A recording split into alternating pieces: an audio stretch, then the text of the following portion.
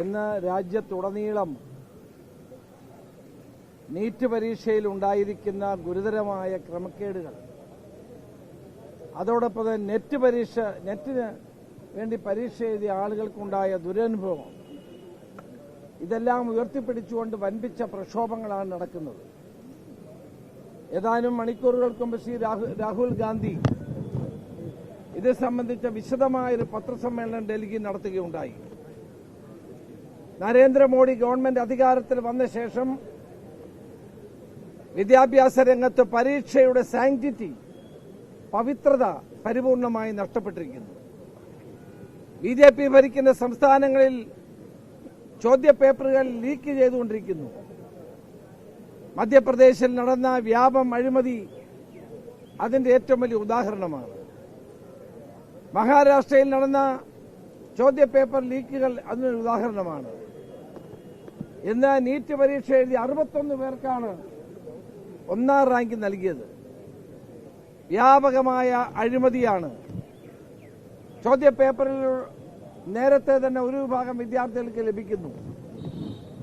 മാർക്കിടുന്ന കാര്യത്തിൽ വ്യാപകമായ വിവേചനമുണ്ടാകുന്നു.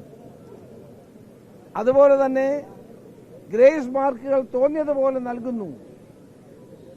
ഇങ്ങനെ നീറ്റ് പരീക്ഷയുടെ വിശ്വാസ്യത മുഴുവൻ തകർന്നിരിക്കുന്നു.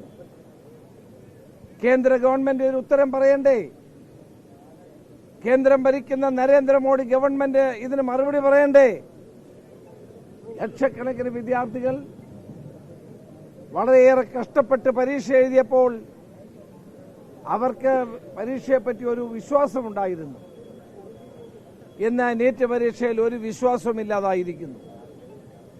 കുട്ടികൾ പരക്കം പായുകയാണ്. ബഹുമാനപ്പെട്ട സുപ്രീം കോടതിയുടെ മുമ്പിൽ ഈ കേസുണ്ട്. അതിന്റെ കാര്യം ചർച്ച ചെയ്യുമ്പോഴാണ് ഇന്നലെ നെറ്റ് എഴുതിയ അധ്യാപകരാകാൻ യോഗ്യതയുള്ളവർക്ക് ഉള്ള നെറ്റ് പരീക്ഷയിലും വ്യാപകമായ ക്രമക്കേടുണ്ടായിരിക്കുന്നു. അത് റദ്ദ് ചെയ്യേണ്ടി വന്നു. അപ്പോൾ ഇതിന്റെ പിന്നിലെല്ലാം ബിജെപിയുടെയും ഭരണകക്ഷിയുടെയും കറുത്ത കൈകൾ ഇതിന്റെ പിന്നിലുണ്ടെന്ന് സംശയിക്കേണ്ടിയിരിക്കുന്നു. കോൺഗ്രസ് പാർട്ടിയുടെ പ്രകടന പത്രികയിൽ ഒരു കാര്യം വ്യക്തമായി പറഞ്ഞു: ഞങ്ങൾ അധികാരത്തിൽ വന്നാൽ പരീക്ഷാ പേപ്പറുകൾ ചോദ്യപേപ്പറുകൾ ചോരുന്നതും പരീക്ഷയിലെ ക്രമക്കേടുകളും അവസാനിപ്പിക്കുമെന്ന്. ഇന്ന് രാജ്യത്തെ ലക്ഷക്കണക്കിന് വിദ്യാർത്ഥികളുടെ ഭാവി തുലാസിലാക്കിയ നടപടിയാണ് ഇവിടെ നമ്മൾ കാണുന്നത്. ഒരു കാലത്തും ഉണ്ടാകാത്ത നിലയിൽ ഈ ചോദ്യപേപ്പറുകൾ ചോരുന്നു. അനർഹരായ ആളുകൾ ജയിക്കുന്നു. അർഹതപ്പെട്ടവർ തഴയപ്പെടുന്നു. ഈ വൻതോതിൽ നടന്ന അഴിമതി അന്വേഷിക്കണം. ഉത്തരവാദിത്തപ്പെട്ട സ്ഥാനത്തിരുന്നുകൊണ്ട് ഇത് ചെയ്ത ആളുകളുടെ പേരിൽ നടപടിയുണ്ടാകണം. അങ്ങനെ നടപടി ഉണ്ടായെങ്കിൽ മാത്രമേ നമുക്ക് ഈ സമരം അവസാനിപ്പിക്കാൻ കഴിയുള്ളൂ. 24-ാം തീയതി പാർലമെന്റ് തുടങ്ങുമ്പോൾ പാർലമെന്റിനകത്ത് കോൺഗ്രസ് പാർട്ടി ഈ വിഷയം ഉന്നയിക്കുന്നതാണെന്ന് രാഹുൽ ഗാന്ധി തന്നെ പറഞ്ഞിട്ടുണ്ട്. വിദ്യാർത്ഥികളുടെ ഭാവിയെ തകർക്കുന്ന വിദ്യാഭ്യാസ മേഖലയിൽ ഉള്ള പവിത്രത പരിപൂർണമായി നഷ്ടപ്പെടുത്തുന്ന, പരീക്ഷയിൽ വിദ്യാർത്ഥികൾക്ക് വിശ്വാസമില്ലാതാകുന്ന ഈ നടപടിയാണ് ഇവിടെ അവസാനിപ്പിക്കേണ്ടത്.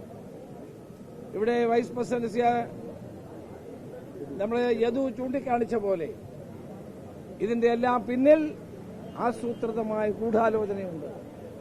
ചോദ്യപേപ്പറുകൾ ലീക്ക് ചെയ്യുകയും ഇഷ്ടക്കാർക്കും ബന്ധുക്കൾക്കും മാത്രം ചോദ്യപേപ്പറുകൾ നൽകുകയും ചെയ്യുന്ന ഈ നടപടിക്കെതിരായി KSU സംസ്ഥാന പ്രസിഡന്റ് അലോഷ്യയുടെ നേതൃത്വത്തിൽ നടക്കുന്ന ഈ പോരാട്ടങ്ങൾക്ക് എല്ലാവിധ പിന്തുണയും നൽകുന്നു.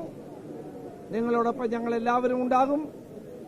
ഇന്ത്യയിലെയും കേരളത്തിലെയും നീറ്റ് എഴുതിയവർക്കും നെറ്റ് എഴുതിയവർക്കും നീതി കിട്ടാനുള്ള നടപടി ഉണ്ടാകണം എന്ന് അഭ്യർത്ഥിച്ചുകൊണ്ട് ഈ ധർണാ പരിപാടി ഔപചാരികമായി ഉദ്ഘാടനം ചെയ്തതായി അറിയിക്കുന്നു.